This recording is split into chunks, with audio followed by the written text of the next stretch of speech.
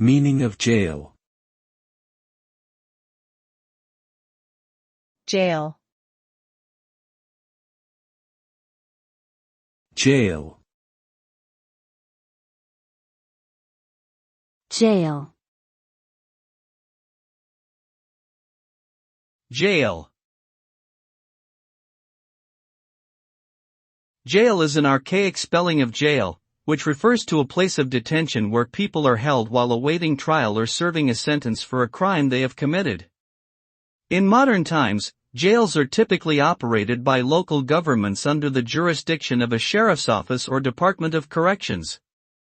While the conditions within jails vary widely, they are generally designed to provide basic amenities such as food and shelter while ensuring that detainees cannot harm themselves or others. Some jails also offer educational or vocational programs to help detainees prepare for re-entry into society.